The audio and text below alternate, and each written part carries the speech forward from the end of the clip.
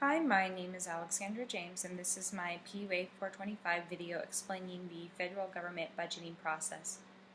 First, I'm going to explain the three main steps of the federal budgeting process. Then, I'm going to go back and give more detail on each of these steps. And finally, I'm going to explain some problems or special situations that can occur during the budgeting process.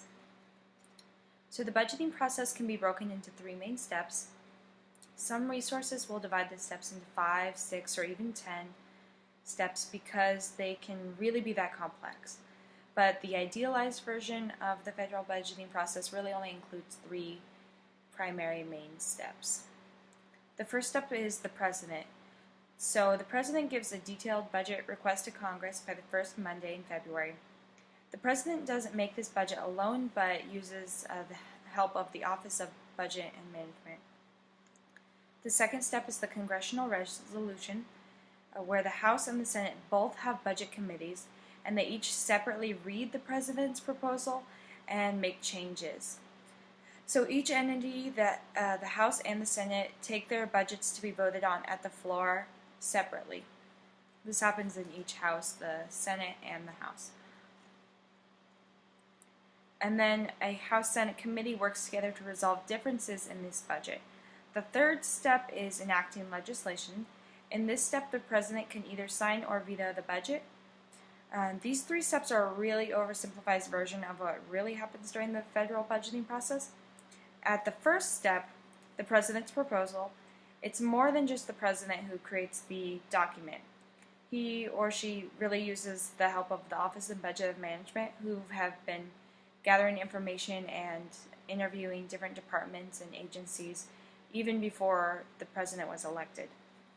Inauguration Day is on January 20th every 4 years, and the budget proposal from the President is due to Congress by the first Monday in February. Very frequently it's late, but ideally it should get there the first Monday in February. This means that there's only a matter of weeks after taking office that the President has to outline his or her priorities in budgeting and work with the Office of Management and Budget to create a proposal. And I think these proposals are really important because they outline what the President sees as important and they reflect the priorities of the President. The next step, the congressional resolution, is the most complex step, and it can really be broken down into two sub-steps. The first one is where the House and the Senate receive the presidential budget, and a committee from the House and the Senate, they write their own resolutions and send them to the floor of each, the House and the Senate, to be voted on. In this step, there are hearings to hold to find out what the heads of agencies need as far as budgeting goes, and they do some interviews before they allot funds to the different agencies. These resolutions are broad and they're not very detailed documents. They only set the amounts for each agency. The resolutions from each entity, the House and the Senate, are then voted on. The budget resolutions can't create new taxes or spending, and they're not legally binding. They're due by April 15th, but like the President's proposal is frequently late, so is this. After the budgeting resolution is passed in the House and Senate, it doesn't need to be signed by the President because it's not legally binding. It's just a guide for what the two houses of Congress intend to spend on.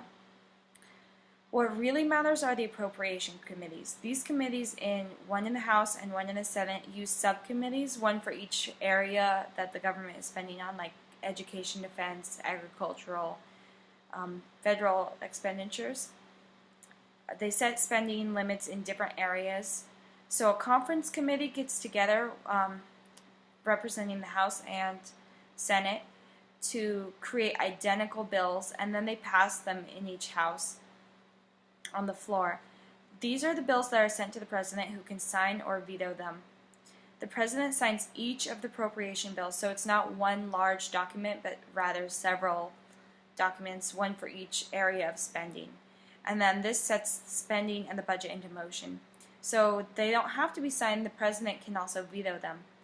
There are many other factors that affect the federal budgeting process, like timelines, discretionary or mandatory spending, and lack of cooperation and shutdowns all affect how long or even if a budget is passed. The federal budgeting process ideally follows a linear order, but complications can occur at any step and turn it into a maze and send a bill back to step 1 or not pass at all. And this was my video. I hope you enjoyed it.